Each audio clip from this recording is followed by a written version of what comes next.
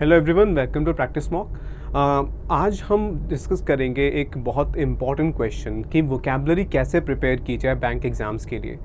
काफ़ी एस्पिरेंट्स हैं जो ये क्वेश्चन पूछते हैं क्योंकि वोकैबुलरी एक बहुत वास्ट सब्जेक्ट है। क्योंकि अगर हम एग्ज़ाम्स की बात करें तो कितने वर्ड्स आप प्रिपेयर करेंगे, कौन से वर्ड्स आपको प्रिपेयर करने चाहिए, क्योंकि अगर आप डिक्शनरी उठाकर देखें तो there are hundreds of thousands of words. ठीक है, तो उन सब वर्ड्स को क्या हमें प्रिपेयर करना है? क्या सारे वर्ड्स हमें आने चाहिए? क्या सारे सिनोनिम्स और एंटोनिम्स हमें पता होने चाहिए, तभी हम एग्ज़ाम में अच्छा स्कोर कर पाएंगे? तो इन चीज़ों के बारे में हम थोड़ा डिस्कस करेंगे, कैसे हमें प्रिपेयर करनी चाहिए वोकैबुलरी। और जैसे अभी कुछ नेक्स्ट फ्यू मंथ्स में IBPS PO, IBPS clerk, SBI PO and SBI clerk exams आ रहे हैं। तो अगर आप इन्हें टारगेट कर रहे हैं तो आपकी क्या अप्रोच होनी चाहिए कि आप इन एग्ज़ाम्स में अच्छा स्कोर कर पाएँ वोकैबुलरी बेस्ड क्वेश्चंस में। तो इसमें हमारा पूरा फोकस इन्हीं सब बातों पर होगा। अगर हम वोकैबुलरी की बात कर रहे हैं तो हमें, क्योंकि कॉम्पिटिटिव एग्ज़ाम्स है और जब हम कॉम्पिटिटिव एग्ज़ाम्स की बात करते हैं तो उसमें हमें सारे क्वेश्चंस अटेम्प्ट करने की ज़रूरत नहीं होती। दैट मीन्स कि एक तो पहले ही कि हर एक वर्ड जो है इम्पॉर्टेंट नहीं होता एग्ज़ाम पॉइंट ऑफ व्यू से।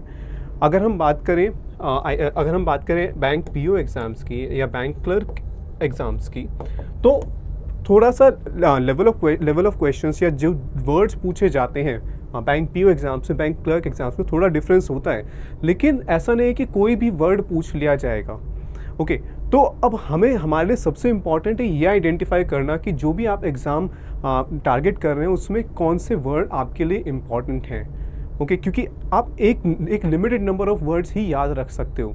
अगर हम हर एक वर्ड याद करने की कोशिश करेंगे तो फिर ना वो याद रहेंगे, और अगर याद रहते भी हैं तो कई बार होगा एग्ज़ाम में आप उसको वहाँ पर कन्फ्यूजन हो सकती है, क्योंकि बहुत सारे वर्ड्स अगर हमने याद किए तो होगा कि जो सबसे पहले आपने याद किए होंगे वो आप भूलने लग जाएंगे।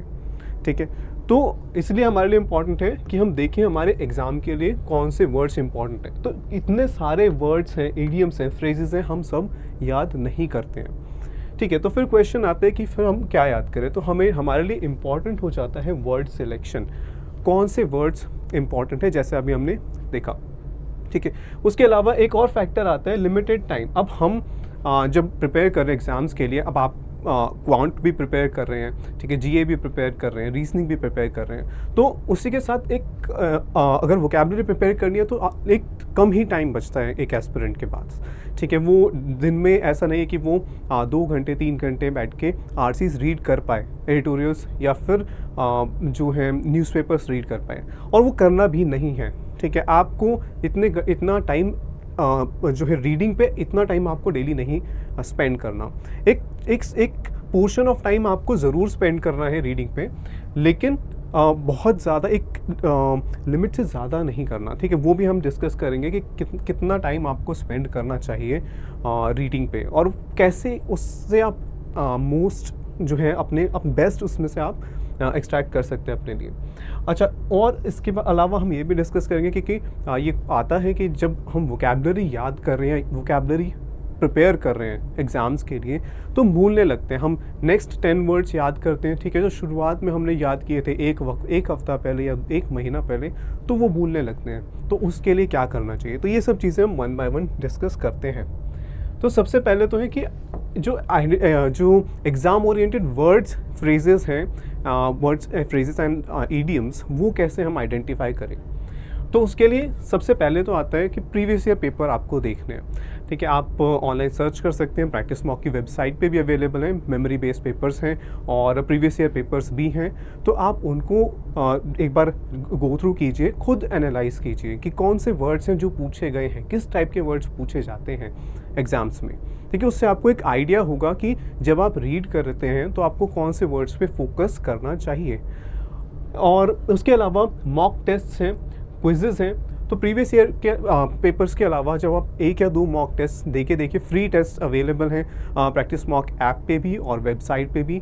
तो जो भी आप एग्ज़ाम टारगेट कर रहे हैं, चाहे वो बैंक क्लर्क एग्ज़ाम है या फिर पीओ एग्ज़ाम है, आप mock test free mock attempt करके देखिए, और जो डेली क्विजेस अवेलेबल होती हैं वो अटैम्प्ट करके देखिए, तो आपको एक आइडिया होगा कि किस लेवल ऑफ जो वोकैबलरी के कौन से वर्ड्स हैं, किस लेवल के वर्ड्स पूछे जाते हैं और आपको क्या प्रिपेयर करना है। ठीक है, इसके अलावा अब ये तो हो गया किस टाइप के वर्ड्स होते हैं। उसके अलावा न्यूज़पेपर रिपोर्ट्स एंड एडिटोरियल्स क्यों? क्योंकि कई बार होता है कि जैसे अभी हम बात करें कि जो प्राइम मिनिस्टर की कई जगह पर जैसे समिट हुई हैं, ठीक है, यूएस की अगर हम बात करें वहाँ पर समिट हुई, अभी शंघाई कोऑपरेशन ऑर्गेनाइजेशन की मीटिंग थी तो वहाँ पर समिट ऑर्गेनाइज हुई, तो ये समिट वर्ड बहुत बार रिपीट हुआ न्यूज़पेपर्स में। ठीक है, ऐसे ही बहुत सारे वर्ड्स हैं जो बार बार आते हैं। तो अगर आप डेली आप रीड कर रहे हैं एडिटोरियल्स, तो आपको एक आइडिया हो जाता है कि ये वर्ड बार बार दिख रहा है, ठीक है, ये मुझे याद होना चाहिए। तो जो बहुत ज़्यादा कॉमन वर्ड्स हैं जो बार बार आते हैं जब आप रीड करते हो, तो वो हमें पता होने चाहिए। ठीक है, तो ये तो सिर्फ एक एग्जांपल है, और भी बहुत सारे वर्ड्स हैं जो रिपीट होते हैं रेगुलरली, तो उन पे हमारा फोकस होना चाहिए, क्योंकि एग्जामिनर भी उन्हीं वर्ड्स को टारगेट करेगा। वो कोई बहुत ऑब्सक्योर यानी कि बहुत ही ऐसे वर्ड्स नहीं ढूंढ के लाए जाएंगे जो बिल्कुल ही किसी को नहीं पता होंगे। वो आपके जो डेली जो कॉन्वर्सेशन होती हैं या फिर जो न्यूज़पेपर एडिटोरियल्स एंड रिपोर्ट्स होती हैं, वो वहाँ से वर्ड्स पिक करते हैं यूजुअली। तो सबसे इम्पॉर्टेंट चीज़ है, चाहे आप अपनी वोकैबलरी रीड करना चाहते हैं, वोकैबलरी इम्प्रूव करना चाहते हैं, रीड नहीं इम्प्रूव करना चाहते हैं, या फिर आप अपनी राइटिंग स्किल्स भी इम्प्रूव करना चाहते हैं, सबसे पहला स्टेप होता है रीडिंग करना। और यहीं पर ही थोड़ा सा चैलेंजिंग हो जाता है, क्योंकि ये थोड़ा सा जिनको रीड करने की आदत नहीं है उनके लिए थोड़ा सा डिफ़िकल्ट हो जाता है, क्योंकि वो अब आदत नहीं है। ठीक है, एक नई आदत बनाना थोड़ा चैलेंजिंग होता है शुरुआत में, लेकिन अगर आप रीडिंग की हैबिट बना लेते हैं तो फिर चीज़ें काफ़ी आसान हो जाएंगी आपके लिए। ठीक है, तो क्योंकि मैंने जैसे देखा काफ़ी लोग होते हैं जो वोकैबलरी के जो है पीडीएफ्स याद कर रहे होते हैं, जिसमें बहुत सारे वर्ड्स और उनके मीनिंग्स गिवन है, सिर्फ वर्ड्स और उनके मीनिंग्स गिवन है। वो आप कितना याद कर लेंगे? ठीक है, मे बी 500 वर्ड्स, ठीक है, 1000 वर्ड्स, लेकिन उसमें क्या होगा? क्या सिर्फ एक वर्ड का एक ही मीनिंग होता है? नहीं, बहुत सारे मीनिंग होते हैं। डिफरेंट कॉन्टेक्स्ट में डिफरेंट तरीके से सेम वर्ड यूज़ हो जाता है। ठीक है, क्या एक वर्ड सिर्फ एक ही पार्ट ऑफ स्पीच होता है? नहीं, एक वर्ड एडजेक्टिव की तरह भी यूज़ हो सकता है, नाउन की तरह भी यूज़ हो सकता है, वर्ब की तरह भी यूज़ हो सकता है। क्या आपको वो उन तीनों डिफरेंट तरीके से यूज़ करना आता है? ठीक है, अगर आप वोकैबलरी सिर्फ एक पीडीएफ से या किसी बुक से जिसमें एक नंबर ऑफ वर्ड्स गिवन है और वहाँ से आप रीड कर रहे हैं, और सिर्फ उनके वर्ड मीनिंग और सिनोनिम एंटोनिम सिर्फ ऐसे रीड करते जा रहे हैं, तो आपको उनका यूजेज नहीं आएगा अच्छे से। और एग्ज़ाम में हमेशा कॉन्टेक्स्ट में ही क्वेश्चंस पूछे जाते हैं। अगर आप बात करें वोकैबलरी बेस्ड क्वेश्चंस की बात करते हैं बैंक एग्जाम्स में, तो हमेशा पैसेज में वर्ड हाईलाइटेड होता है और उसका मीनिंग आपको बताना है, तो पैसेज में वो यूज़ हुआ है। ओके, उसके अलावा अगर हम क्लोज पैसेज की बात करते हैं जहाँ वोकैबलरी की ज़रूरत होती है, तो उसमें भी एक आपको पैसेज के कॉन्टेक्स्ट में आंसर करने होते हैं क्वेश्चंस। ठीक है, चाहे फिलर्स है उसमें भी। तो इन सब टाइप के जो वोकैबलरी बेस्ड क्वेश्चंस हैं, सब में कॉन्टेक्स्ट बहुत इंपॉर्टेंट है, किस तरीके से वो वर्ड्स यूज़ किए गए हैं। और ये कॉन्टेक्स्ट आप अगर कोई एक 500, 1000, 2000 वर्ड के अगर पीडीएफ आप याद कर रहे हैं, तो वहाँ से आप नहीं सीख पाएंगे। और यहाँ पर प्रॉब्लम आती है, ये तो पहली प्रॉब्लम है कि आपको जो डिफरेंट वर्ड्स हैं उनके डिफरेंट यूजेस का नहीं पता चलेगा। दूसरा चैलेंज ये होता है कि अगर आप सिर्फ वर्ड्स को ऐसे याद कर रहे हैं तो उन्हें याद करना मुश्किल होता है। आप एक तरफ देखिए जो रेगुलर रीडिंग के साथ अगर आप वोकैबलरी प्रिपेयर करते हैं, दूसरा आप सिर्फ और सिर्फ वर्ड्स प्रिपेयर करते हैं, उसमें फ़र्क है। शुरुआत में लगेगा कि ये ईजियर है कि 1000 वर्ड्स या 500 वर्ड्स हम प्रिपेयर कर रहे हैं, हो जाएगा, लेकिन लॉन्गर रन में जो है रीडिंग ईजियर रहती है। कैसे? क्योंकि इन 500 to 1000 वर्ड्स को याद रखना डिफ़िकल्ट हो जाता है। जैसे जैसे आप आगे शुरुआत में लगेगा आपको 10 वर्ड्स याद हो गए, 50 वर्ड्स याद हो गए, लेकिन जैसे जैसे आप 500, 600 वर्ड्स क्रॉस करेंगे, आप भूलने लग जाएंगे पीछे के वर्ड्स। ठीक है, तो इसलिए रीडिंग इंपॉर्टेंट है। तो ये वाली अप्रोच मैं रिकमेंड नहीं करूँगा। ठीक है, अगर आपको लगता है आपके लिए ये बहुत अच्छी अप्रोच है, आप कर सकते हैं, लेकिन मैं रिकमेंड नहीं करूँगा, क्योंकि ज़रूरी नहीं है कि इन्हीं वर्ड्स में से ही एग्ज़ाम में कोई क्वेश्चन आ जाए। ठीक है, क्योंकि there are thousands of words. तो इसीलिए ये मैं ये आपको रिकमेंड करूँगा कि आप रीड ज़्यादा करें, ठीक है। अगर आपको बिल्कुल रीडिंग की हैबिट नहीं है, स्टार्ट स्मॉल, थोड़ा रीड करना शुरू कीजिए। दिन में 15 मिनट्स, 20 मिनट्स, ठीक है, हाफ एन आवर ज़्यादा से ज़्यादा, और धीरे धीरे करके वो हैबिट बनने लगेगी। तो कहाँ से रीड करना है? नंबर ऑफ़ सोर्सेज से रीड करना है। सिर्फ ऐसा नहीं एडिटोरियल ही पढ़ने चाहिए। अगर आप बिगिनर लेवल पे हैं तो आप बुक्स से स्टार्ट कर सकते हैं, जो स्कूल लेवल बुक्स हैं, ठीक है। एनसीईआरटी की बुक्स हैं, आपकी कोई स्टेट बोर्ड की बुक्स होंगी, इंग्लिश की बुक्स हैं, या फिर सोशल स्टडीज़ की बुक्स हैं, तो उनमें भी आपको डिफरेंट वर्ड्स मिलेंगे जो कि आपकी वोकैबुलरी को बढ़ाएंगे, ठीक है। उसके अलावा न्यूज़पेपर है। अगर आपको एडिटोरियल रीड करने में अभी थोड़ा चैलेंजिंग लगता है तो आप क्या कर सकते हैं, आप न्यूज़पेपर रिपोर्ट्स पढ़ सकते हैं, आप फ्रंट पेज रीड कर सकते हैं, जो मेजर न्यूज़ हैं, जो आपको इंटरेस्टिंग लगती हैं, इंटरेस्ट करती हैं आपको, ठीक है। अगर आपको स्पोर्ट्स अच्छा लगता है तो स्पोर्ट्स कॉलम रीड कर सकते हैं, ठीक है। लेकिन कोशिश ये करनी है कि जो सिर्फ हमें इंटरेस्टिंग लगता है सिर्फ वही नहीं पढ़ना, क्योंकि एग्ज़ाम में ऐसा तो नहीं है आपको स्पोर्ट्स अच्छा लगता है तो सिर्फ स्पोर्ट्स पे ही जो है आरसी आएगा। तो रेंज ऑफ टॉपिक्स हमें कवर करने हैं। तो बुक्स हैं, न्यूज़पेपर्स हैं, ब्लॉग्स हैं, मैगज़ीन्स हैं, इनको आप कवर कर सकते हैं। और इसमें जितना ज़्यादा वैरायटी आप रखेंगे उतना ज़्यादा अच्छा रहेगा। उसके अलावा किस चीज़ पे आपको रीड करना चाहिए, कोशिश करूँ कि जितने डिफरेंट टाइप के आर्टिकल्स हों वो आप रीड कर पाएँ। जैसे साइंस के ऊपर बेस्ड है, अभी चंद्रयान 3 मिशन के ऊपर बात चल रही है, ठीक है, वो अभी लॉन्च हुआ, तो उसके ऊपर बेस्ड एडिटोरियल्स एंड आर्टिकल्स आ रहे होंगे। तो अगर आप वो रीड करेंगे, थोड़ा आपको साइंस बेस्ड एडिटोरियल्स या पैसेजेस को रीड करने की आदत होगी।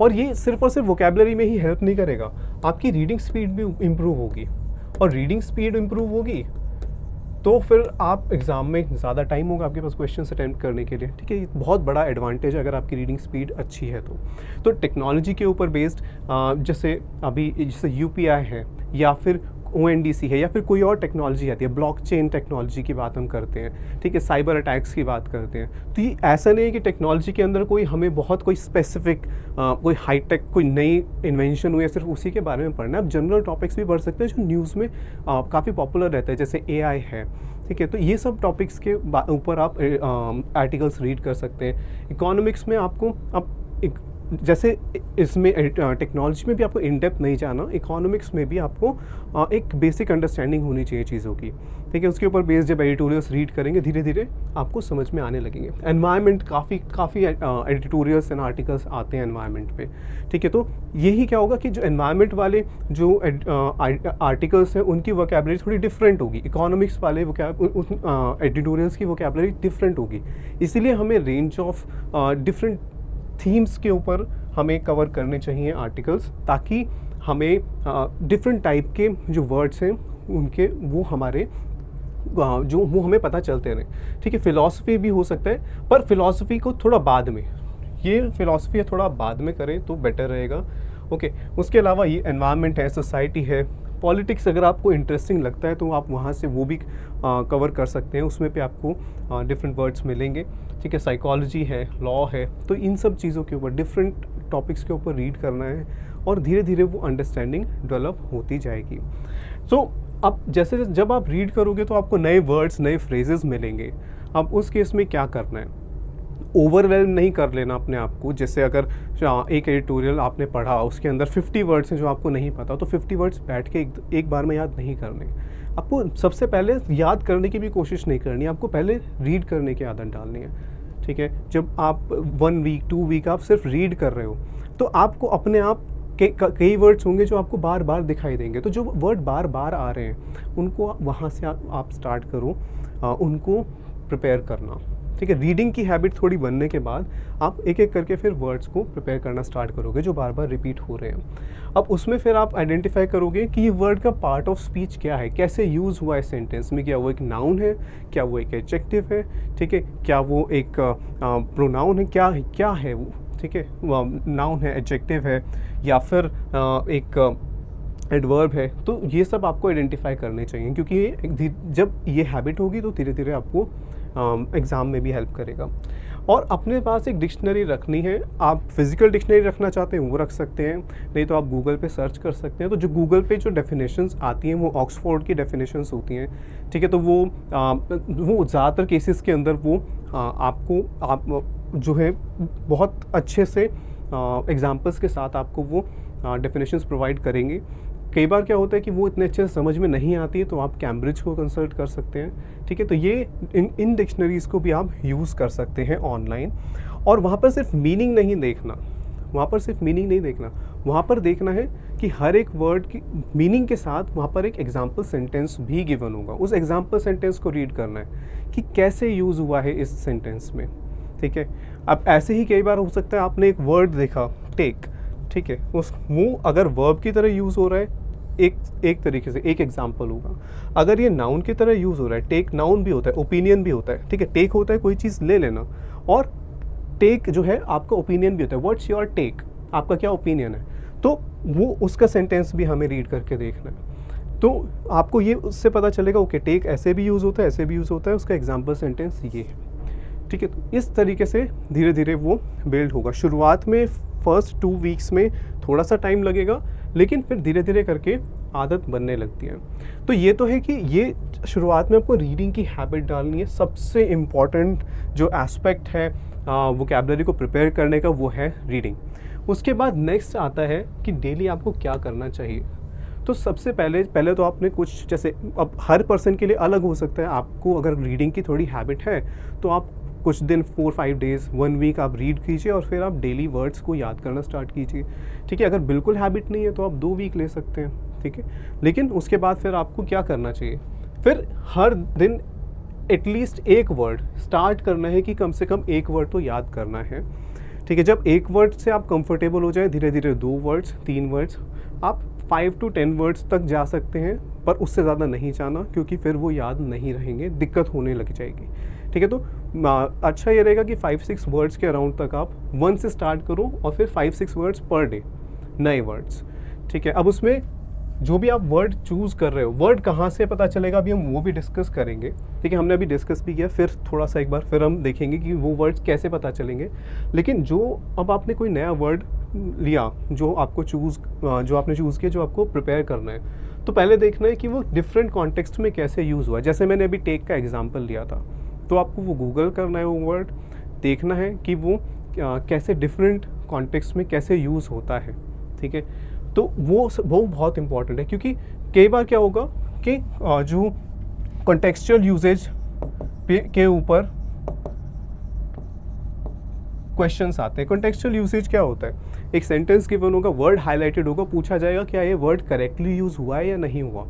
अब अगर आपने सिर्फ एक वर्ड, एक ही मीनिंग उसका आपको पता है, तो फिर वो क्वेश्चन अटेम्प्ट करते हुए आपको कॉन्फिडेंस नहीं रहेगा कि ये अब ये करेक्ट यूज़ है या नहीं है, ठीक है। तो इसीलिए जो कॉन्टेक्सचुअल यूसेज क्वेश्चंस हैं उनको अगर प्रिपेयर करना है, तो उसके लिए इम्पॉर्टेंट है कि आप ये देखें कि कोई भी वर्ड है वो किस तरीके से अलग अलग उसके मीनिंग्स गिवन है और वो कैसे यूज़ होता है, ठीक है। उसके बाद उससे 3 से 4 सेंटेंस फॉर्म करने हैं। अगर उसके 3 मीनिंग्स हैं एक वर्ड के डिफरेंट, तो आपको 3 जो है वो सेंटेंसेस फॉर्म करने हैं, ओके। 3 to 4 सेंटेंसेस बस। और अगर ओके, और कई बार ऐसा होता है कि एक के हो सकता है एक वर्ड के आपको 20 मीनिंग दिखें, ठीक है। तो आपको उससे 20 मीनिंग नहीं याद करने हैं। जो जैसे अगर आपने ये एक एडिटोरियल में एक वर्ड देखा और वो आपको याद रखना है, तो जिस कॉन्टेक्स्ट में एडिटोरियल में यूज़ हुआ है वो वाला मीनिंग आप याद करने की कोशिश कीजिए, ठीक है। उसके बाद अब एडिटोरियल्स कैसे प्रिपेयर करें, तो आपको पता ही है, एडिटोरियल इनसाइट्स एक सीरीज़ है जो हमारे चैनल पे मंडे टू फ्राइडे हम डिस्कस करते हैं उसमें एडिटोरियल्स। तो उसमें इंपॉर्टेंट वर्ड्स एंड फ्रेजेस हम डिस्कस करते हैं। तो अगर आपको लगता है कि आपको प्रॉब्लम हो रही है आइडेंटिफाई करने में कौन से वर्ड्स आपको प्रिपेयर करने चाहिए, तो आप ये सीरीज़ फॉलो कर सकते हैं। और इसमें हम अब आने वाले दिनों में हम फिर कुछ 1 or 2 क्वेश्चंस भी डिस्कस करना स्टार्ट कर देंगे एडिटोरियल्स पे बेस्ड ही। और अगर आपको रीड करते हुए चैलेंजिंग लगते हैं एडिटोरियल्स, तो उसके लिए भी अच्छा है, क्योंकि इसमें हम लाइन बाय लाइन हम पूरा एडिटोरियल डिस्कस करते हैं। तो अगर आपकी कॉम्प्रिहेंशन स्किल्स को आपको इम्प्रूव करना है तो वहाँ पर भी हेल्पफुल रहेगा। उसके बाद उसके अलावा द हिंदू एडिटोरियल वोकैबुलरी है, ये प्रैक्टिस मॉक के ब्लॉग पे अवेलेबल है। वहाँ पर डेली जो एडिटोरियल्स हैं द हिंदू के, उनके वर्ड्स, इंपॉर्टेंट वर्ड्स और उनके मीनिंग्स भी अवेलेबल होते हैं। ठीक है, तो आप यहाँ से भी अपनी वोकैबुलरी को प्रिपेयर कर सकते हैं। तो ये डेली आपको ये करना है। ठीक है, यहाँ से आपको एक स्टार्ट मिलेगा। अब ये जो वर्ड्स हैं, जैसे आपने एक वर्ड याद करना स्टार्ट किया डेली, ठीक है, वो देखा वो कौन से कॉन्टेक्स्ट में यूज़ हुआ है और फिर उससे 3-4 सेंटेंसेस फॉर्म कर दिए, तो ये बन गए आपके नोट्स। और ये धीरे धीरे क्या होगा, एक वीक में आपने 7 वर्ड्स नए सीखे, ठीक है, 6-7 वर्ड्स सीखे, फिर आपको करनी है प्रैक्टिस।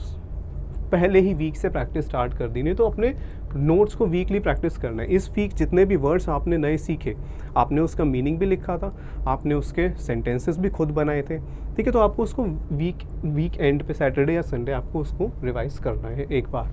ठीक है, तो उसमें कुछ वर्ड्स होंगे जो थोड़ा सा लगता है कि ये इतने अच्छे से नहीं पता, आपको तभी पता चल जाएगा डिफ़िकल्ट कौन से लग रहे हैं कौन से नहीं है। ठीक है, तो उनको आप मार्क कर सकते हैं कि जो आपको थोड़ा सा याद नहीं है उसके ऊपर एक स्टार लगा सकते हैं। तो जब आप नेक्स्ट वीक रिवाइज करेंगे तो उन पे थोड़ा ज़्यादा फोकस कर रहे हैं। ठीक है, अब इसके बाद आप जब प्रैक्टिस कर रहे हैं, ठीक है, ये इसके साथ साथ अब आप फ्री क्विज़ेस अटैम्प्ट कीजिए। प्रैक्टिस मॉक की वेबसाइट एंड ऐप पे अवेलेबल है।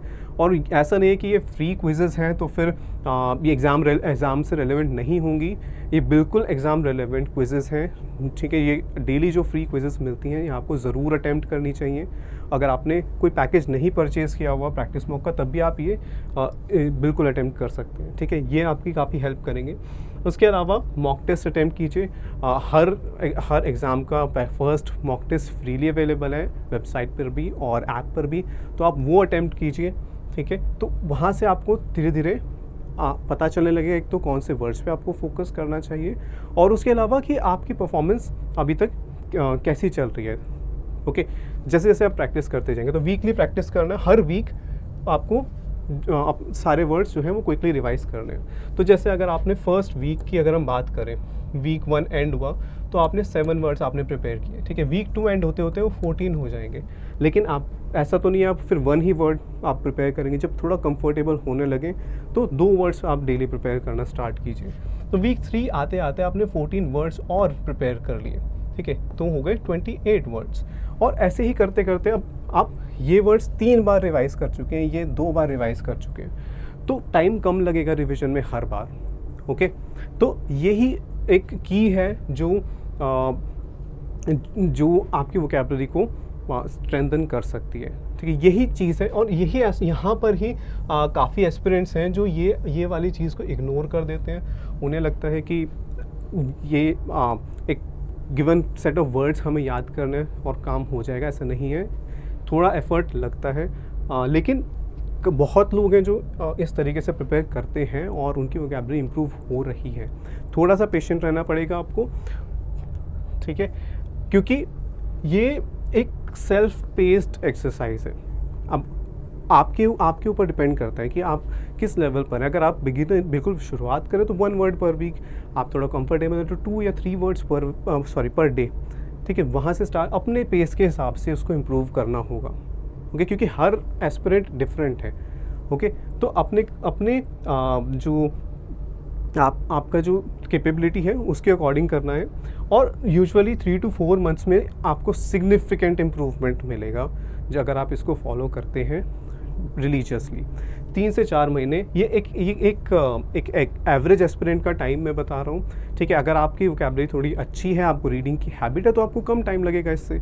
और अगर आपकी अभी इतनी अच्छी नहीं है तो हो जाएगी, क्योंकि हमें इंग्लिश टीच नहीं करनी है आपको। ठीक है, इसमें आपको सिर्फ एग्ज़ाम से रेलेवेंट जो कंटेंट है वो प्रिपेयर करना है, एग्ज़ाम से रेलेवेंट वोकैबुलरी प्रिपेयर करनी है, तो उसके लिए इतना टाइम सफिशिएंट है। ओके, तो जो भी ये टाइम है इसमें आप बहुत आराम से बहुत अच्छे से ये अपनी वोकैबुलरी को स्ट्रेंथन कर सकते हैं। और जो है फोकस नहीं करना है जो नंबर ऑफ़ वर्ड्स पे कि कितने वर्ड्स हमने प्रिपेयर कर लिए, कितने करने हैं, उस पर फोकस नहीं करना। आपको फोकस करना है कि जो भी आप रीड कर रहे हैं, जो एडिटोरियल्स रीड कर रहे हैं, ठीक है, जो आर्टिकल्स आप रीड कर रहे हैं, वो आपको समझ में आने चाहिए, उसमें जो वर्ड्स आ रहे हैं उनके बारे में आपको पता होना चाहिए। नंबर ऑफ़ वर्ड से फ़र्क नहीं पड़ता, ओके। और रोट लर्निंग रटना नहीं है, क्योंकि रटने से क्या होगा, एक टाइम के बाद भूलने लगते हैं हम, ठीक है। तो वो नहीं करना, आपको एग्ज़ाम सिर्फ अभी नहीं देना, ठीक है। हो सकता है कि आप अभी जो एग्ज़ाम आ रहा है वो, फिर उसके 1, 2 या 3 मंथ्स के बाद नेक्स्ट एग्ज़ाम है, उसके लिए भी तो आप प्रिपेयर कर रहे हैं। तो ऐसा नहीं है कि आपने अभी 1 महीने के लिए सिर्फ रट लिए वर्ड्स, फिर वो भूल जाएंगे, फिर दोबारा उनको रटना पड़ेगा। तो और वो भी रटने से इतना फ़ायदा नहीं होता, क्योंकि कॉन्टेक्स्ट के ऊपर क्वेश्चंस आते हैं और वो कॉन्टेक्स्ट आपको अच्छे से समझ में आना चाहिए, जो रोट लर्निंग से नहीं हो पाता। तो इसको बिल्कुल ही अवॉइड करना है, और जो मेथड हमने अभी डिस्कस किया उसके ऊपर फोकस करना है। सबसे इम्पॉर्टेंट है रीडिंग, ठीक है। अब रीडिंग में भी एडिटोरियल्स काफ़ी इम्पॉर्टेंट हैं।